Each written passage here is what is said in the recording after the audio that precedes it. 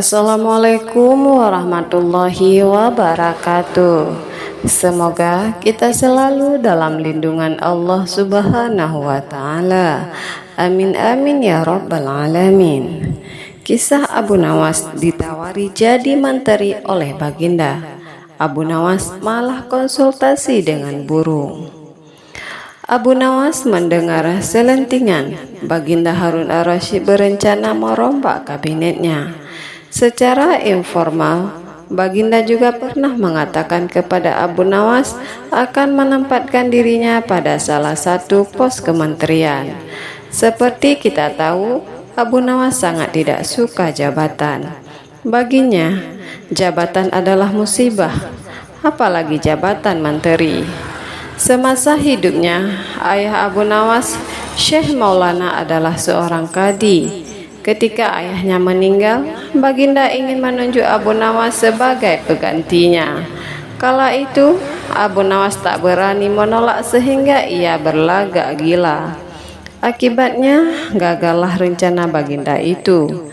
Begitu sudah dianggap waras, maka Baginda menganggap Abu Nawas menjadi semacam staf khusus.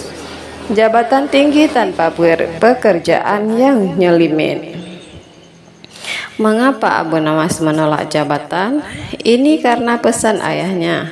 Ketika sakit parah, kala itu sang ayah memanggil Abu Nawas. "Hai anakku, aku sudah hampir mati. Sekarang ciumlah telinga kanan dan telinga kiriku." Abu Nawas segera menuruti permintaan terakhir ayahnya. Ia cium telinga kanan sang ayah, ternyata berbau harum. Sedangkan yang sebelah kiri berbau sangat busuk. "Bagaimana anakku?" tanya sang ayah. "Sudah kau cium?" "Benar ayah." "Ceritakan dengan sejujurnya, baunya kedua telingaku." "Aduh ayah, sungguh mengherankan. Telinga ayah yang sebelah kanan berbau harum sekali, tetapi yang sebelah kiri kok baunya amat busuk," ujar Abu Nawas. "Hai anakku," Abu Nawas, "tahukah apa sebabnya bisa terjadi begini?" "Wahai ayahku, cobalah ceritakan kepada anakmu ini. Kenapa bisa seperti itu? Satu telinga berbau harum dan yang satu lagi baunya sangat busuk." Berkata Syekh Maulana, "Pada suatu hari datang dua orang mengadu masalahnya kepadaku. Yang seorang aku dengar keluhannya, tapi yang seorang lagi karena aku tak suka, maka tak ku dengar pengaduannya. Inilah risiko menjadi qadhi. Jika kelak kau menjadi qadhi, maka kau akan mengalami hal yang sama. Namun, jika kau tidak suka menjadi qadhi, maka buatlah alasan yang masuk akal agar kau tidak dipilih sebagai qadhi oleh Sultan Harun ar-Rasyid." Nah, itulah sebabnya Abu Nawas pura-pura menjadi gila dalam menolak permintaan Baginda Raja menjadi qadhi. Seorang qadhi adalah penghulu pada masa itu. Kedudukannya seperti hakim yang memutuskan suatu perkara. Walaupun Abu Nawas tidak menjadi qadhi, namun dia sering diajak konsultasi oleh sang raja untuk memutuskan suatu perkara. Bahkan, ia kerap kali dipaksa datang ke istana hanya sekedar untuk menjawab pertanyaan Baginda Raja yang aneh-aneh dan tidak masuk akal. Jabatan Abu Nawas yang semacam staf khusus itu. Nah, kini bagaimana cara menolak permintaan Baginda Raja agar dirinya menjadi menteri? Membuat Abu Nawas bingung. Salah satu jalan adalah menghindar bertemu Baginda. Abu Nawas bersembunyi di rumah. Kepada istrinya dia berpesan, "Jika ada utusan Baginda datang, katakan saya sedang uzlah di gunung." Uzlah adalah mengasingkan diri. Benar saja, utusan Baginda datang ke rumah selama sepekan. Selama sepekan lebih Abu Nawas menghilang. Ketika utusan itu datang, si cerdik ini bersembunyi di kolong tempat tidur. Istrinya yang lugu ini mengatakan pesan Abu Nawas kepada utusan baginda. "Bapak sedang menyepi di gunung," kata istri Abu Nawas. "Gunung mana?" "Enggak tahu," dia bilang, "di gunung begitu saja." Utusan baginda bingung setengah mati. Apa yang akan disampaikan kepada baginda nanti? Benar saja, baginda marah-marah begitu menerima laporan utusannya. "Cari di mana Abu Nawas harus ketemu," titahnya baginda.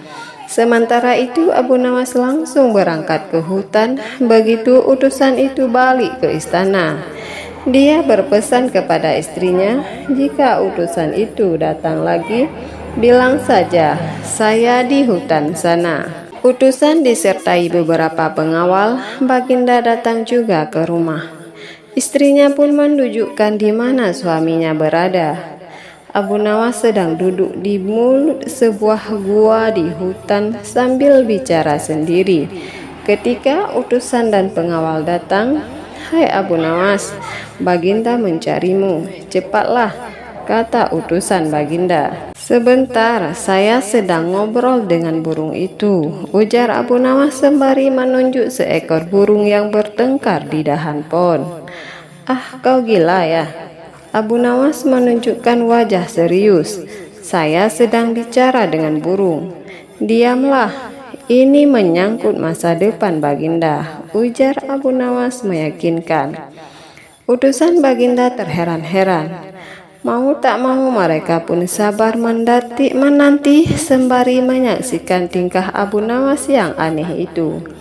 Tak lama kemudian Abu Nawas ngeloyor menaiki keledainya.